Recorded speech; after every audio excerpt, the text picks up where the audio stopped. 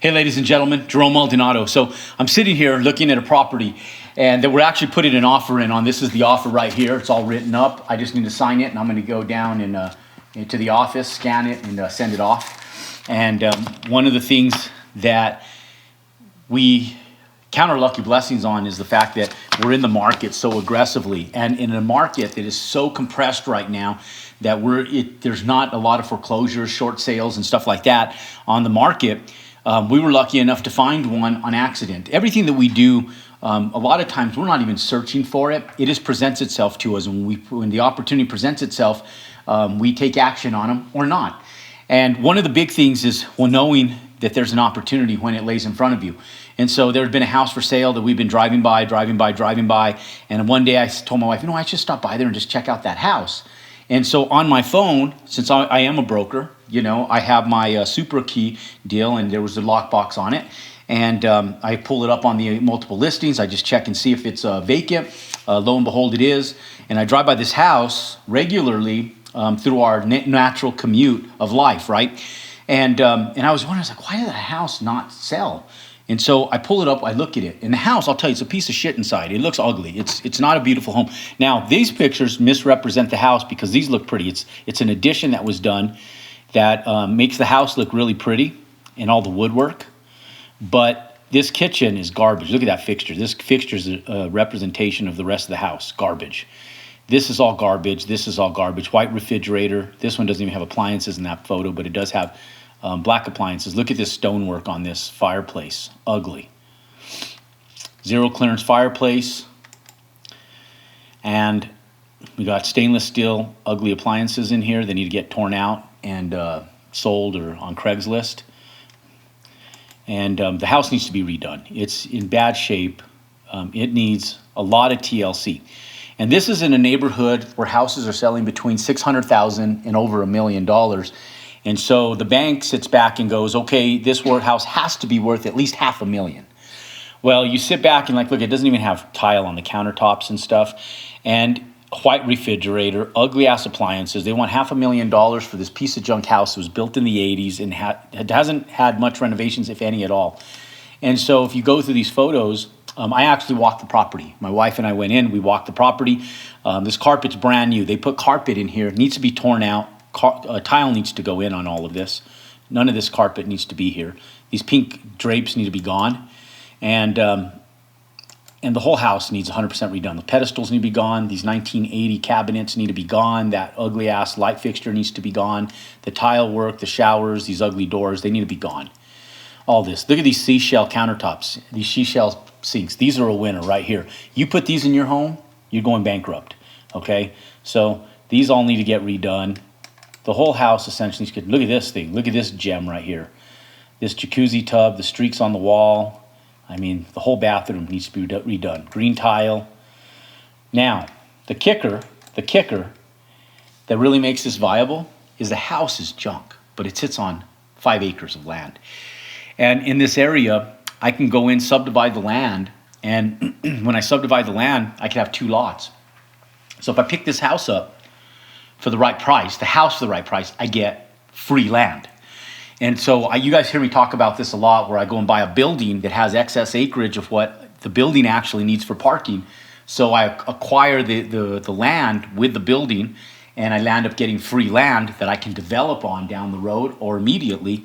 That's what made our Phoenix Metro project work so well, is that we bought office, but it had so much parking area, we're able to erect new construction, put up 60 new units of apartments, because essentially we had free land. And so on this, I can buy a piece of shit house, renovate it, sell it for a modest price, but still make a 6-figure profit on it, on a little fix and flip. Hate fix and flips, but I love the fact that I can build a house right next door to this, have the land for free. I would normally make about $170,000 on the build, plus the lot right now is selling for over $100,000 in these areas. So I get an extra $100,000+ for the lot premium. So I'll make over $270,000 between the lot price that I get for free and the house. And so $270,000 I'll make on the new build, give or take. And then if I make another $150,000 or so on the renovated portion, I'm going to be someplace in the neighborhood about $400,000 to $450,000 in profit all out on this project. And so and really I have it underwritten where we make between 450 and $500,000. I'm speaking conservatively, but even if we made $400,000, this whole project turnkey, 6 months. Built, subdivide, new home constructed, renovated, 6 months, everything on the market. Might take 9 months total by the time we tie it up, we close and everything. And so when I went in, these guys have had this house on the market for 6 months. And in a compressed market, why would a foreclosed home sit on a market for 6 months?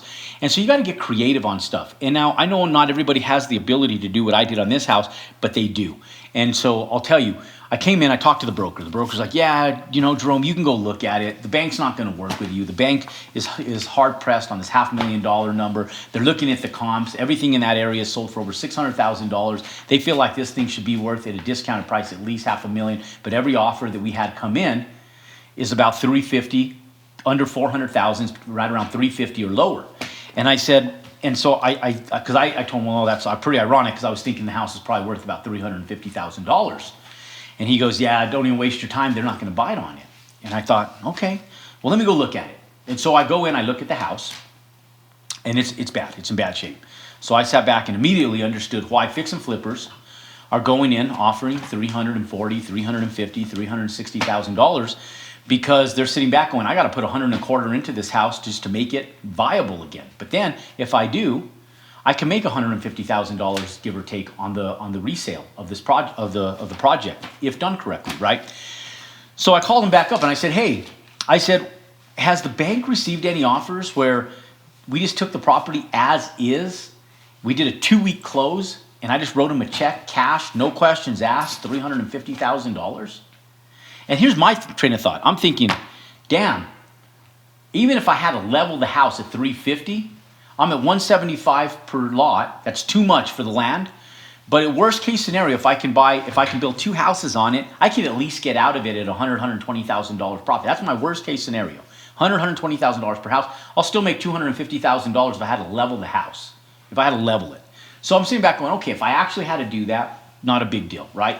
I'm still going to make a profit, still worth my time, but I much prefer just not having to level the house, resell it, and make a profit on it. So I start looking around. I come up with a business plan. I kind of on a back of a piece of napkin, underwrite the deal, sit down and just write it down. And I kind of underwrite it. And I say, okay, I can make probably a couple $100,000 on this at $350,000 if I buy it cash. Plus, I'll subdivide the land. I have a free lot, and I'll build a house on it, and I can make at least $170,000 on the house, plus another $100,000 on the land. So I'm going to be someplace in the neighborhood of $300,000 or just shy of on the new build because of the free land. So I sit back and I go, you know what? Let me go in and just offer this deal cash, 2-week close, no contingencies, and just buy the damn thing. And so I go back in, I tell the broker, I said, have they received any offers like that? And he goes, well, actually, no, not at all. And I said, let's get in contact with the bank. Let's put this thing together. Now, I don't know if this is going to work, ladies and gentlemen. I'll keep you posted. If you start seeing me do a fix and flip and subdivide a lot, well then, shit, lo and behold, you know that it worked. And then I'm going to sit back and I'm going to make myself make $500,000 on this deal in 6 months. And it's one deal, man. It's one deal. It's one little deal. Just kind of a, hey, shucks, golly gee, that house is for sale. Let's buy it and let's make $500,000. And that's what's super fucking cool about buying land and building houses, because the first one is the hardest one you'll ever do. The first one by far be the hardest one you ever do because you don't know what the hell you're doing. But you're going to learn, right? Like you don't go into the surgical room with a scallop and go with a scalpel and go, I'm going to slice you open and give you open heart surgery and expect to be an open heart surgeon in just like a 30-minute class on YouTube. Like, oh, let me Google. This is what people do. Let me Google how to build a house. Build a house on Google. Build a house. And then they go, build a house. They watch a 30-minute video. Like, oh, okay, I have a couple questions. Okay.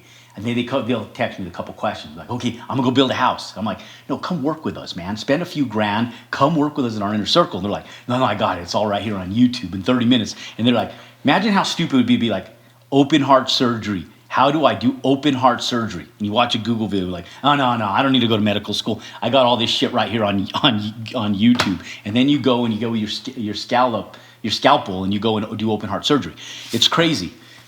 You can't do it like that. What you do is you find these deals, you buy land, you build one house, and then when you do that, you can find deals like this, and you sit back and you can make $400,000, $500,000, and you can go in and you can start making profits immediately from stuff like this. Now, this is going to be a pretty cool deal if we can coerce the resale with the bank. Now, all of this has to do with the negotiations with the bank. Hands down. If we can't negotiate with the bank becomes stubborn, then the deal's done. It's a dead deal, right? Now, we'll keep an eye on this property because sometimes it's not, it might be a dead deal today, but it might not be a dead deal tomorrow. So in 60 days from now or 30 days from now after the holidays, when the bankers get back into business mode, we'll put in the offer in again, same offer, boom, boom. We'll keep submitting the same offer. And they'll be like, damn, who's this trust, this guy on this trust or this LLC? Who is this damn guy, you know? And then all of a sudden you get their attention. And you sit back and and now once you got their attention, you're the first one in line because you've been persistent. And then all of a sudden this deal comes into fruition and you turnkey that deal along with another deal that you're already doing, and you make $450,000, $500,000 in 6 to 9 months, and it's just a little side project, ladies and gentlemen. This is just our little lunch. This is our ashtray money, right? Remember when you back in the day had ashtrays in your car where people were smoking, that ashtrays, and they actually have the cigarette lighters you pushed in. And then if you didn't smoke, what did you use your ashtray for? Change. You throw all your change in your pockets in your ashtray. And then you pull out the change in there and use it for parking meters and everything else, right? So I call this like ashtray money now. So now, yeah, we're doing like $20 million builds, $30 million builds. And so we'll do this one, make $500,000 on it. But that's life-changing for people. And ladies and gentlemen, this is like ashtray money where we go in and say, hey, this is cool. I could take this ashtray money, this money that I can make on this is $500,000. I can dump this into a $10 million deal or whatever it is.